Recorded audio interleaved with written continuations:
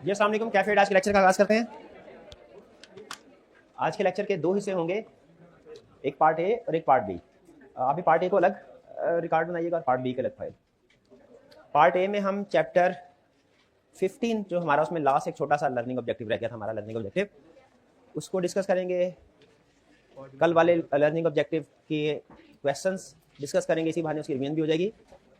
और previous chapters के कुछ प्रैक्टिस क्वेश्चन आपको दिए गए थे, उनको डिस्कस करेंगे प्रीवियस चैप्टर्स में रिवीजन पर्पस के लिए, ताकि साथ साथ आपकी आखिरी महीने में प्रीवियस टॉपिक की रिवीजन भी होती रहे। इस पर्पस के लिए आपको चैप्टर 12 इंटरनल कंट्रोल वाला चैप्टर और chapter 7 code of ethics, in chapters के दो क्वेश्चन दिए गए थे। कितने स्टूडेंट्स ने इन चैप्टर्स के रिटर्न क्वेश्चन किए हैं? रिटर्न क्वेश्चन किए हैं। और कितने स्टूडेंट्स ने रिटर्न नहीं किए, बस पढ़ा है? चलिए बहरहाल स्टार्ट करते हैं इनको। सबसे पहले चैप्टर 12, इसमें था क्वेश्चन नंबर 13, स्टॉक काउंट का क्वेश्चन था, जिसमें उसने हमें बताया कि एक क्लाइंट अपनी इन्वेंट्री को कैसे फिजिकली वेरीफाई कर रहा है। अच्छा, ये स्टॉक टेकिंग इंटरनल कंट्रोल है, कर क्लाइंट रहा है, लेकिन हमने ऑब्जर्व करके ये देखना है कि क्या स्टॉक काउंट सही तरीके से कंडक्ट करवाया जा रहा है कि नहीं। अगर सही तरीके से कंडक्ट नहीं करवाया जा रहा तो इसका मतलब इसमें वीकनेस है, कंट्रोल स्ट्रांग नहीं है। 13 में कोई प्रॉब्लम हो तो पूछ लीजिए, 13 में कोई प्रॉब्लम हो तो पूछ ले, कोई इजी था ये क्वेश्चन ऐसे भी। हाँ, इसमें एक सम टाइम प्रॉब्लम आती है, कभी कभार सोल्यूशन में एक वीकनेस वो ऐसे इंक्लूड कर देता है जिसका क्वेश्चन में जिक्र नहीं होता। जैसे बाज़ औक़ात परचेज सिस्टम में गुड्स, ये बता रहा था गुड्स रिसीव हो रही हैं और फिर आगे फॉरवर्ड की जा रही हैं, इंस्पेक्शन के बारे में कुछ भी जिक्र नहीं करता, लेकिन वीकनेस में कहता है चूंकि मैंने क्वेश्चन में इंस्पेक्शन का जिक्र नहीं किया तो रिसीविंग के वक्त इंस्पेक्शन होनी चाहिए, इससे केस में इंस्पेक्शन नहीं हो रही है, वीकनेस है। उसके बाद सम टाइम इन्वेंट्री में भी वो स्टॉक काउंट के बारे में साइड से बता देता है, लेकिन कभी कभार वीकनेस में एक चीज मेंशन करता है कि मैंने ये तो आपको बताया ही नहीं कि स्टॉक काउंट के दौरान में ऑब्सोलीट स्टॉक को अलग आइडेंटिफाई किया जा रहा है कि नहीं। तो इसका मतलब नहीं किया जा रहा। एक वीकनेस ये भी है कि ऑब्सोलीट स्टॉक को भी अलग आइडेंटिफाई किया जाए। यानी कभी कभार एक आधी वीकनेस ऐसी वो सोल्यूशन में इंक्लूड कर देता है जिसका क्वेश्चन में डायरेक्टली उसने कहीं जिक्र नहीं किया होता। ठीक है, क्योंकि हमारा जनरल रूल यह है कि केस स्टडी में हमने उन्हीं को प्रेफर करते हैं, उन्हीं वीकनेसेस को लिखते हैं जिनका जिक्र केस स्टडी में हो। ये शायद इक्का दुक्का केसेस में आपको प्रॉब्लम है, वरना इन्वेंट्री वाला इजी है, इसमें कोई मेरे ख्याल प्रॉब्लम नहीं होगी। क्लियर जी? आगे चले नेक्स्ट क्वेश्चन पे। नेक्स्ट क्वेश्चन था हमारा 18 क्वेश्चन कौन सा जी? 18 ये है जी सेल सिस्टम का। ठीक है, पहले हमारा इन्वेंट्री सिस्टम का क्वेश्चन था, अब ये सेल्स एंड डिस्पैच। डिस्पैच भी सेल्स में आ जाता है, बल्कि इवन रिसीवेबल्स भी सेल सिस्टम में आ जाता है, क्योंकि अल्टीमेटली सेल्स की ट्रांजैक्शन जाके रिसीवेबल को फाइट करती है। तो बहरहाल हमें तो उसने जो भी सिस्टम दिया हुआ है, चाहे सेल्स का हो डिस्पैच का हो, हमने तो उसमें से जब उसने मेंशन कर दिया और कहा वीकनेसेस ढूंढो, हम उसमें वीकनेसेस ढूंढेंगे। इसमें कोई प्रॉब्लम, इसमें भी कोई प्रॉब्लम। हाईवे क्लास में अगर किसी स्टूडेंट को प्रॉब्लम हो तो बताइए, रूम नंबर 4 में, रूम नंबर 4 में हाईवे क्लास। चलिए रूम नंबर 6 में बताइए कि प्रॉब्लम हो तो हाईवे क्लास में। चलिए गुड। ये प्रैक्टिस आपने साथ साथ करते जाना है प्रीवियस चैप्टर्स की, ये बहुत जरूरी है रिवीजन, वरना लास्ट मंथ में प्रेशर बहुत ज्यादा बढ़ जाता है दूसरे सब्जेक्ट्स का। अभी आप वो प्रेशर फील नहीं कर रहे, ठीक है, लेकिन मुझे अंदाजा है लास्ट मंथ में दूसरे सब्जेक्ट का प्रेशर आने की वजह से नई चीज आप नहीं कर पाते। तो हमने टारगेट ये रखना है कि सिर्फ सिलेबस कंप्लीट नहीं करना हमने इस मंथ में 20-22 तक, सिर्फ सिलेबस कंप्लीट नहीं करना बल्कि रिवीजन भी करते रहना साथ साथ, ताकि आपके जो प्रीवियस जो आपने 3-4 महीने पहले पुराने कंसेप्ट पढ़े हुए हैं वो रिफ्रेश होते जाएं। लास्ट मंथ में आपकी हेल्प होगी इससे। तो आपने प्रीवियस के भी जरूर नहीं कर सकते ज्यादा, एक क्वेश्चन कर लें, एक दो क्वेश्चन दिया, एक कर लें, एक पढ़ लें, ऐसे कर ले, एक रिटर्न कर लिया, एक पढ़ लिया, ऐसे कर ले, लेकिन प्रीवियस कंसेप्ट्स को साथ रिवीजन में रखें। करंट वाले रिटर्न में और प्रीवियस वाला चले 50% रिटर्न कर लिया, 50% वर्बल कर लिया, करते रहे, रिवीजन होते रहना चाहिए। अच्छा नेक्स्ट अब है हमारा, अब ये तो इजी होगा मेरा ख्याल है, चैप्टर नहीं सॉरी ये कोड ऑफ एथिक्स वाला। हाँ जी, ये भी ये इजी होगा मेरा ख्याल। 19 क्वेश्चन नंबर है जी इसका 19 में कोई प्रॉब्लम? इसमें बुरे वाला बैंक में अमूमी तौर पे स्टूडेंट को ये मसला आता है कि सर इसे purchase of good and services में लेके जाएं या लोन की तरफ लेके जाएं। तो देखिए बाज़ औक़ात कुछ सिचुएशन ऐसी होती हैं जो एक से ज्यादा कैटेगरीज में फॉल कर सकती हैं। आप उनको चाहे दूसरी कैटेगरी के मुताबिक भी डिस्कस कर लें, वो आपका आंसर गलत नहीं होता। तो यहाँ पे इसको लोन के मुताबिक कर लें, वो भी ठीक है। तो यहाँ पे आप ये समझ लें कि जी बैंक वाला जो है वो, उसमें हम उसको, उससे जब लोन लेते हैं तो एक तरह से बैंक का नॉर्मल बिजनेस है, वो हमें सर्विसेज प्रोवाइड कर रहा है, उस तरीके से भी सोच लें तो गलत नहीं होगा। ठीक है, क्योंकि सेफगार्ड्स होते हैं वो तकरीबन सेम ही होते हैं, थ्रेट की सिग्निफिकेंस एक्सप्लेनेशन में फर्क थोड़ा सा पड़ जाता है। इसी तरह एक और केस होता है जिसमें अक्सर स्टूडेंट पूछते हैं कि जब क्लाइंट से चीजें डिस्काउंट पे ले रहे हैं, 50% डिस्काउंट पे, ठीक है, तो कुछ स्टूडेंट इसको purchase of good and services के साथ कंफर्टेबल होते हैं, कुछ कंफर्टेबल होते हैं इंड्यूसमेंट के साथ। कहते हैं सर इसमें इंड्यूसमेंट वाला ज्यादा है, तो अगेन इस केस में दोनों ठीक है, कोर्स ऑफ एक्शन दोनों सोचता है सेम ही होता है, एक्सप्लेनेशन में फर्क पड़ता है सिर्फ। ठीक है। तो इस तरह की सिचुएशन में प्रोवाइडेड कि आपने कोड ऑफ एथिक्स पूरा पढ़ाओ, कहीं पे आपको लगे कि एक सिचुएशन दो जगहों पे डिस्कस हो रही है, तो जहां पे आपकी जजमेंट कह रही हो ज्यादा बेहतर है आप उसको डिस्कस करने, वो ठीक होगा। जी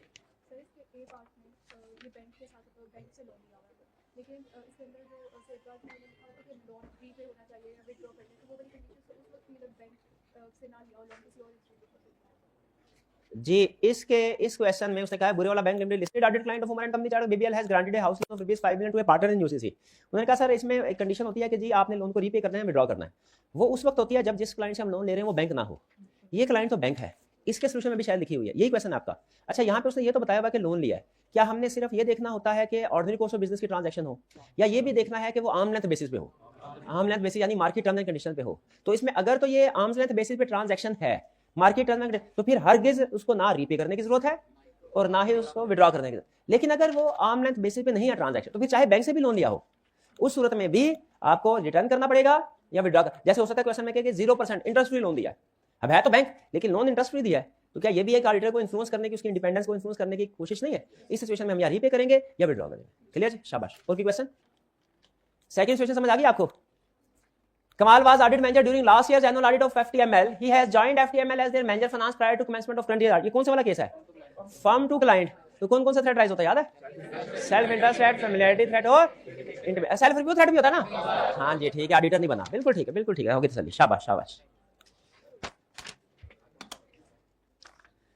नेक्स्ट है जी इसके बाद 24 ही है ना?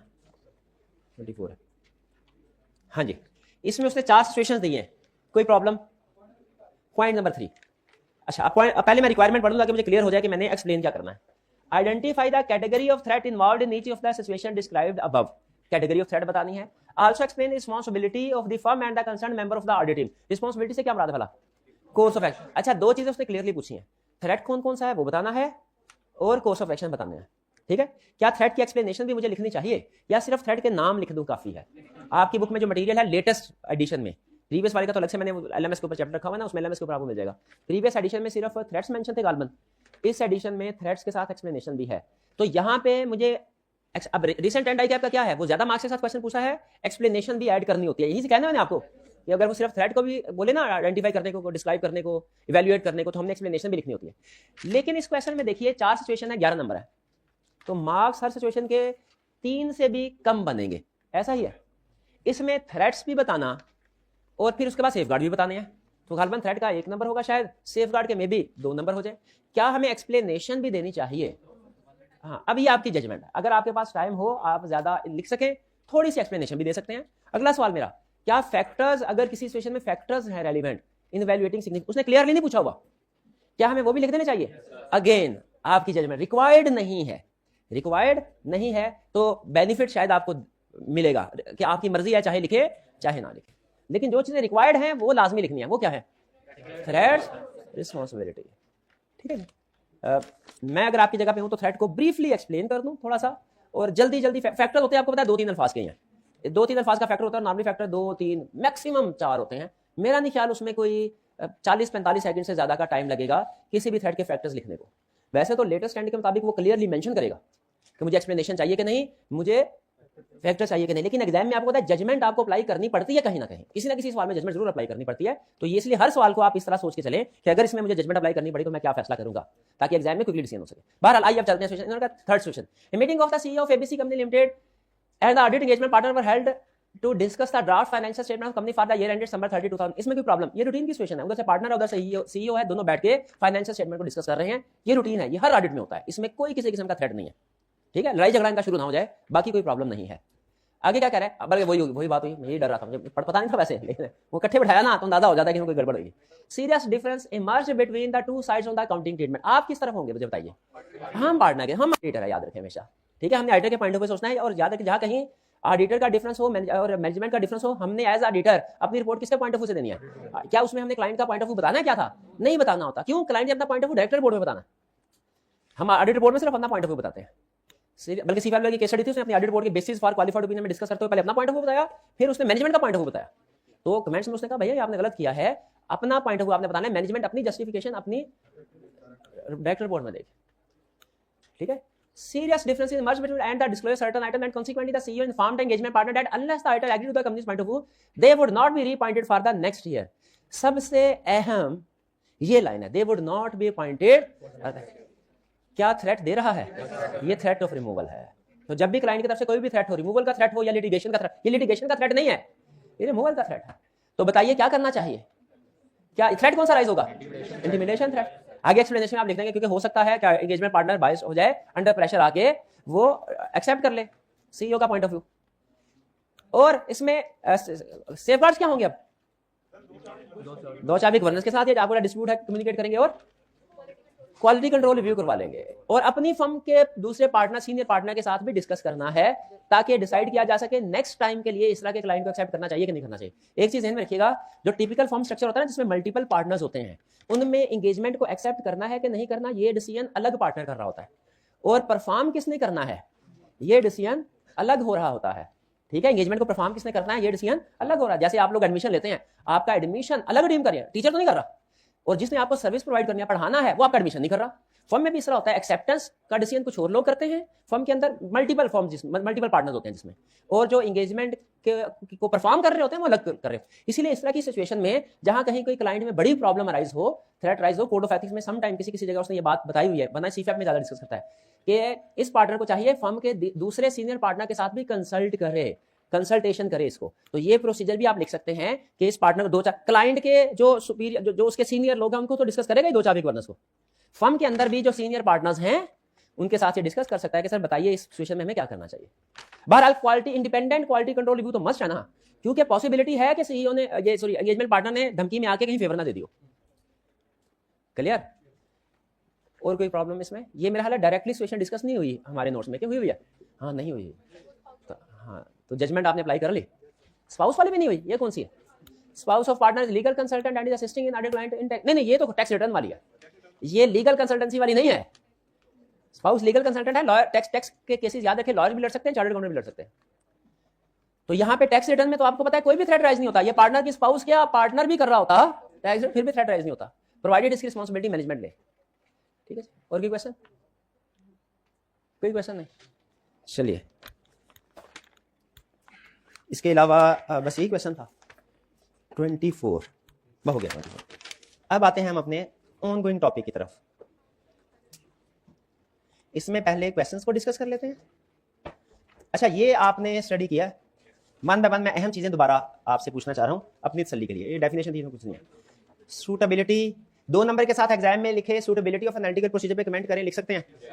रिप्रोडक्शन क्वेश्चन में खास तौर पर रिलायबिलिटी ऑफ डाटा कभी पूछ लेता होता है, ये लिख सकते हैं आप. ये 4 फैक्टर्स याद करके लिख देंगे. डेवलप एक्सपेक्टेशन उम्मीद तौर पे नहीं पूछता, ये भी नहीं पूछता, ये कंसेप्ट ही है. हाँ, एनालिटिकल प्रोसीजर नॉर्मली कंप्लीटनेस और एक्यूरेसी की सेशन को वेरीफाई करते हैं. ये बात समझ आ गई? यानी देखिए, जब पिछले साल की निस्बत हम पिछले साल के साथ इस साल वेरीफाई करते हैं तो यहाँ फिगर्स हमारी एक्सपेक्टेशन से ज्यादा होती हैं या कम होती हैं. ठीक है, तो इसीलिए प्रॉब्लम या तो कंप्लीटनेस में होगी या एक्यूरेसी में होगी. ये एग्जाम्पल्स बहुत है, मैं केस स्टडी के पॉइंट ऑफ व्यू से एक एग्जाम्पल आपने पढ़ी. सेल्स, आपको पता चला सेल्स में एनालिटिकल प्रोसीजर किस तरीके से वेरीफाई करते हैं. किस तरीके से वेरीफाई करते हैं? नंबर ऑफ यूनिट सोल्ड को यूनिट प्राइस के साथ, शाबाश. डेप्रिसिएशन को किस तरीके से वेरीफाई करते हैं? रेट को बैलेंस ऑफ फिक्स एसेट के साथ एडिशन डिस्पोजल की सेपरेट एस्टिमेट करके, क्योंकि उसकी डेप्रिसिएशन अलग से होती है. तो हमें फिक्स एसेट रजिस्टर में से अगर इस तरीके से वेरिफिकेशन हो जाए तो फिक्स एसेट रजिस्टर ओपन करके एक एक फिक्स एसेट्स को चेक करने की जरूरत तो नहीं है कि डेप्रिसिएशन सही रिकॉर्ड हुई है कि नहीं. बिल्कुल.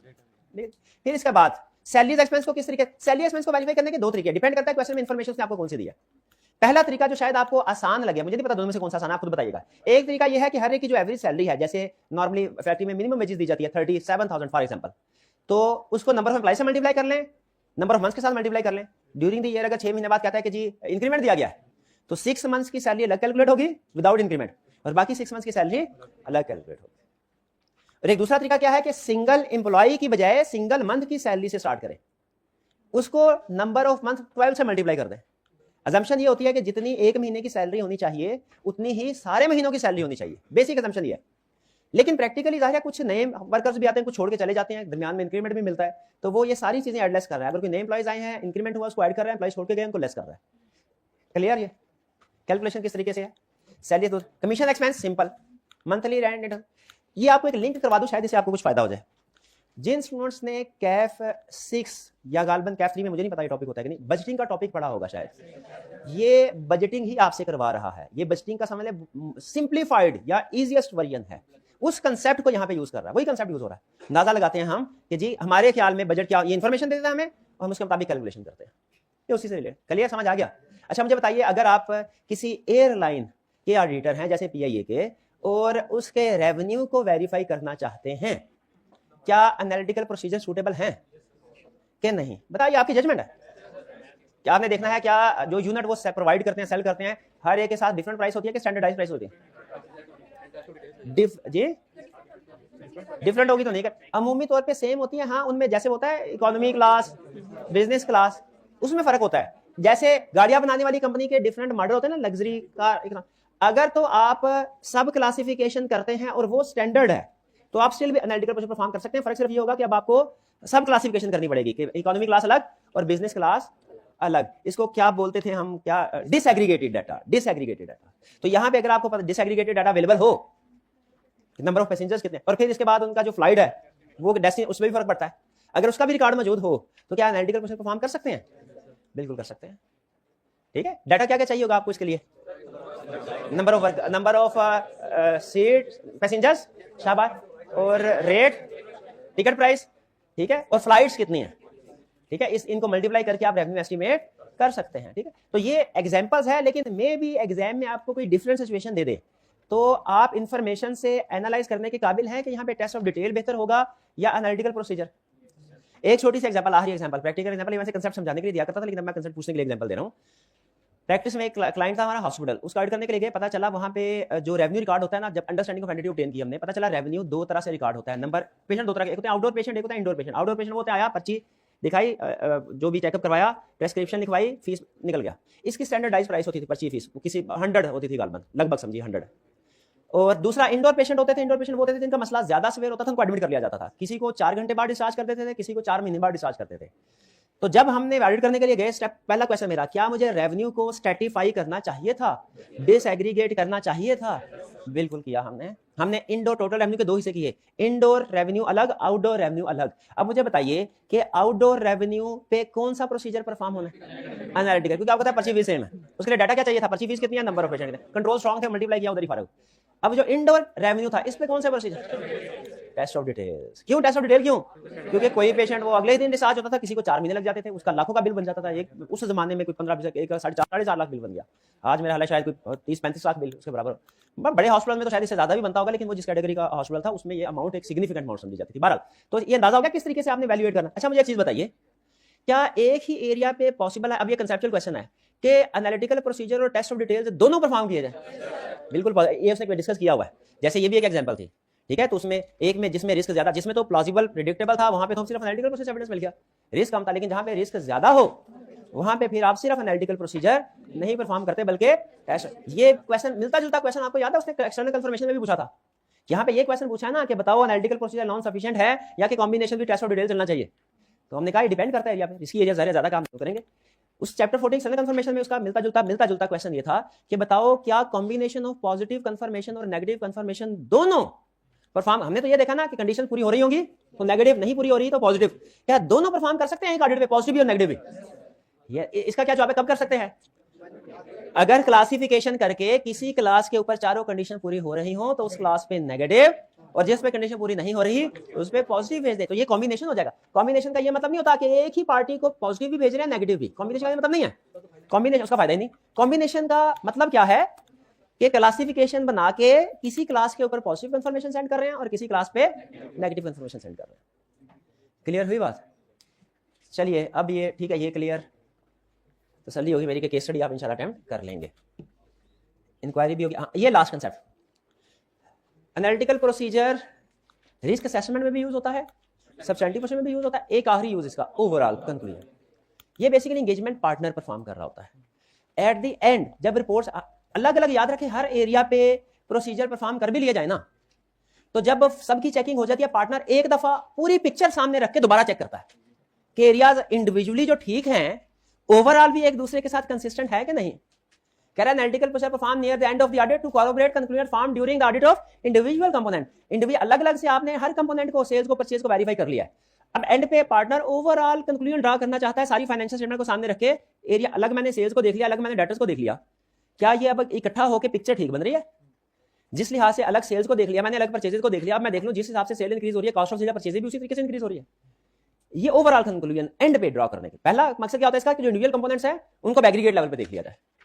दूसरा purpose to assist auditor in forming overall conclusion whether financial statement consistent with auditor understanding of entity. ये देख लिया जाए कि सारी फाइनेंशियल स्टेटमेंट कंसिस्टेंट है कि नहीं ऑडिटर की अंडरस्टैंडिंग के साथ, इंडिविजुअली भी ठीक है और ऑडिटर की अंडरस्टैंडिंग के साथ मैच करते हैं कि नहीं। छोटी सी एग्जांपल आपके सामने रख रहा हूं, ये भी रियल केस कि एक क्लाइंट था हमारा, उसमें मेरे पास एरिया था इन्वेंट्री का और एक दूसरा टीम मेंबर था उसके पास एरिया था सेल्स का। मैंने इन्वेंट्री अपना एरिया बिल्कुल ठीक कर लिया, पार्टनर को रिव्यू करवा दिया। सेल्स अब मुझे सेल्स का कोई लेना देना नहीं था, मैंने सेल्स का कुछ भी नहीं कहा, पार्टनर ने कहा सेल्स वाला भी बंदा आ जाए। सेल्स वाला बंदा आया, उसने अपने सेल्स को रिव्यू करवा लिया। क्या सेल्स वाले को इन्वेंट्री के एरिया में क्या हो रहा है इससे कोई गर्ज होती है?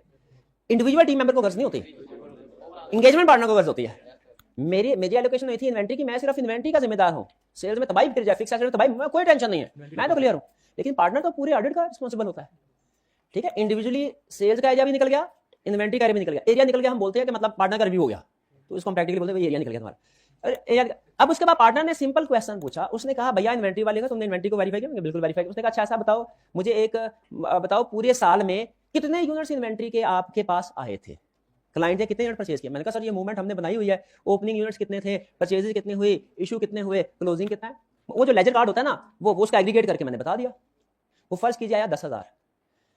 फिर पार्टनर ने सेल वाले से पूछा तुम्हारे पास कितने यूनिट्स की सेल आ रही है? उसने कहा सर 8,500 की। पार्टनर ने सिंपल क्वेश्चन पूछा, इन्वेंट्री से आउट हुए हैं 10,000, रेवेन्यू रिकॉर्ड हुआ है 8,500 का, बाकी 1,500 यूनिट किधर है? अब मैं अलग तसल्ली दिलाऊं कि सर इन्वेंट्री से 10,000 आउट हुए हैं, कंफर्म है। सेल्स वाला अलग तसल्ली, इंडिविजुअल कंपोनेंट्स वेरीफाइड थे, सेल वाला कहे सर इतना ही सेल हुई है, ये भी कंफर्म है। पार्टनर ने कहा दोनों कंफर्म हो, मुझे तो एग्रीगेट बताओ, इधर से निकला इधर सेल हुआ, मैच होना चाहिए, नहीं मैच तो किधर? ये है पर्पस कि आपने जो इंडिविजुअल कंपोनेंट्स को ड्यूरिंग ऑडिट वेरीफाई कर भी लिया है ना, एंड पे जाके कोरबोरेट करना है कि क्या वो एक दूसरे के साथ ऑडिटर की अंडरस्टैंडिंग के साथ कंसिस्टेंट है कि नहीं। इंडिविजुअली मैंने ये चीज नहीं सोची, इंडिविजुअली सेल्स वाले ने भी नहीं सोची, एग्रीगेट लेवल पे ओवरऑल पार्टनर ने अपनी अंडरस्टैंडिंग से मैच करना था, कंप्लीट अंडरस्टैंडिंग। वो बाद में इन्वेस्टिगेशन में पता चला कि वो कुछ फ्री मॉडल दिए गए थे, कुछ एडवर्टाइजमेंट में यूज थे वगैरह वगैरह, वो जो भी था इशू बाद में, लेकिन हमें पहले पता होना चाहिए था। इस तरह की चीजें जो इंडिविजुअल नहीं, जूनियर नहीं देख पाते, पार्टनर्स फिर ओवरऑल लेवल पे चीजों को देख रहा होता है, ठीक है। इसी से वैसे है तो इररिलेवेंट, लेकिन मुझे इसे याद आ गया, हम जब बिजनेस मैनेजमेंट पढ़ते थे तो उसमें एक थ्योरी होती थी हेलीकॉप्टर अप्रोच, लीडरशिप की कैरेक्टरिस्टिक्स में होती थी। हेलीकॉप्टर अप्रोच का एक्सप्लेन करा था, ability to rise in the situation and analyse complete situation. जब आप ग्राउंड पे होते हैं ना तो आपको पूरे मैदान जंग का नहीं पता होता कि किस तरफ क्या है, सिर्फ अपने आसपास का पता होता है। ये एंड में ओवरऑल रिव्यू जब कर रहा है पार्टनर, ये पार्टनर एरिया लेवल पे नहीं, ऊपर उठ के पूरी फाइनेंशियल स्टेटमेंट्स को देख रहा होता है कि सारी चीजें एक दूसरे के साथ कनेक्टेड है कि नहीं है। ऐसा तो नहीं कि एक चीज अनरीजनेबल तरीके से आउट है। तो ये है पर्पस ओवरऑल कंक्लूजन का। अगर तो ये ओवरऑल कंक्लूजन जब पार्टनर इसमें एनालिटिकल प्रोसीजर परफॉर्म करे और चीजें एक दूसरे के साथ कंसिस्टेंट भी हो, कोरबोरेट भी हो जाए, कंसिस्टेंट भी हो, कोरबोरेट को अंडरलाइन कर ले, कंसिस्टेंट को अंडरलाइन कर ले, तो कहानी इधर ही खत्म। फिर तो एंड भी निकल गया, इंडिविजुअली एरिया भी निकल गए, एंड में ओवरऑल भी खत्म। लेकिन अच्छा सोच के मुझे बताइए, ये एंड पे काम हो रहा है, ये ध्यान में रखिएगा ओवरऑल।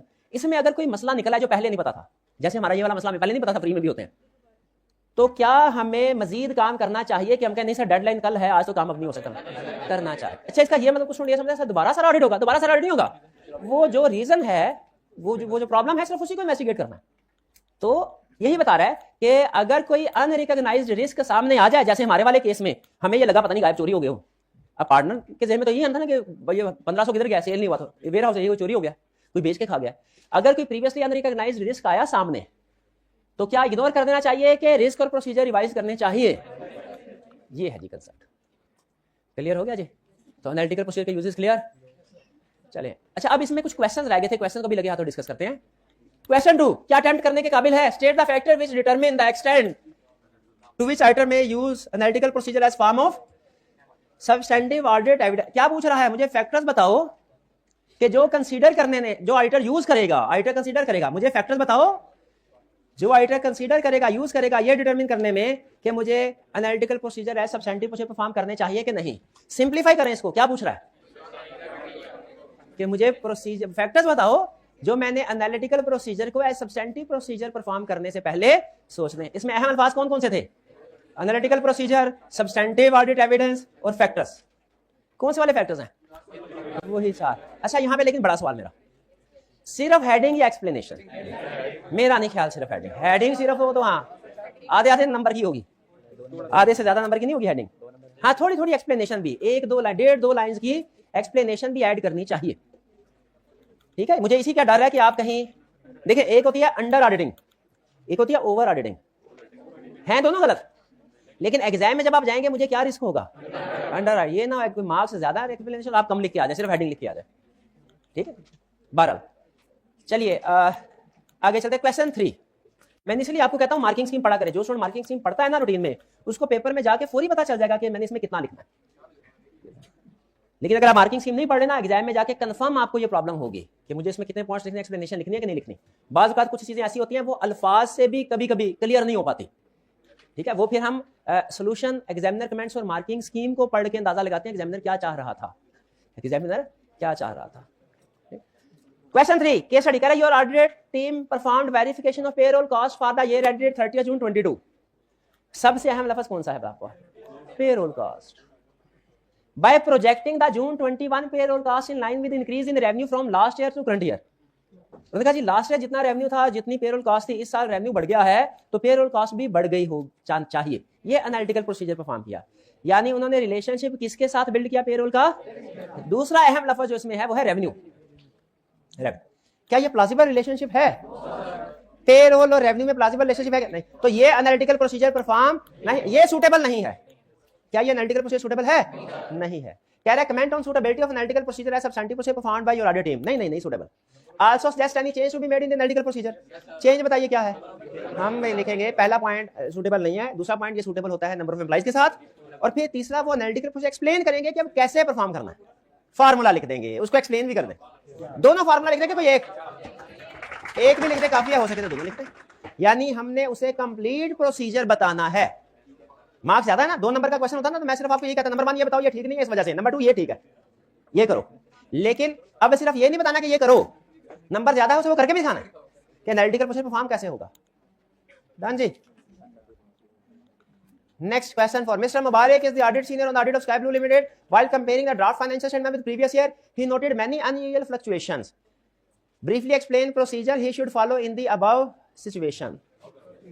अभी तो आपको फौरन पता चल जाएगा कि क्या करना है, लेकिन अगर यही क्वेश्चन ब्लैंक पेज के ऊपर लिखा हो जिसमें आगे पीछे कुछ भी ना हो कि कौन सा टॉपिक इसके पहले है कौन सा टॉपिक इसके बाद है, फिर आपके लिए मुश्किल हो जाएगी।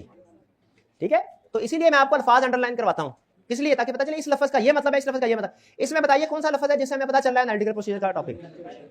फ्लक्चुएशन से बिल्कुल फ्लक्चुएशन। एक और लफ्ज है कंपेयरिंग, शाबाश, इन दोनों से पता चला। ठीक है, कंपेयरिंग से पता चला एनालिटिकल प्रोसीजर है, और अनयूजुअल फ्लक्चुएशन से पता चला कि एनालिटिकल प्रोसीजर में वो डिफरेंसेस सामने आए हैं। क्या करना है? आप इंक्वायर करना है, इंक्वायर के बाद क्या कॉरोबरेट करना है? कॉरोबरेट करना है। कॉरोबरेट करने से अगर एविडेंस मिल जाए गुड, नहीं मिलता तो अदर प्रोसीजर्स की तरफ जाएंगे। अदर प्रोसीजर कौन से होंगे एनालिटिकल प्रोसीजर के अलावा? Test of details. तो यही से हमारा जहां से चैप्टर एंड होता है एनालिटिकल प्रोसीजर का, कि अगर एनालिटिकल प्रोसीजर से एविडेंस नहीं मिला, एडिक्वेट एक्सप्लेनेशन नहीं मिले, यहीं से अगला चैप्टर शुरू होता है, टेस्ट ऑफ डिटेल और टेस्ट ऑफ कंट्रोल दोनों। सैंपलिंग, नेक्स्ट चैप्टर कौन सा है? सैंपलिंग। लेकिन अभी आपको 3 मिनट दे रहा हूं, 3 मिनट, पूरे 3 मिनट रिलैक्स हो जाए, खूब आराम कर लीजिए, 0 मीटर हो जाए, उसके बाद नेक्स्ट टॉपिक की तरफ चलते हैं।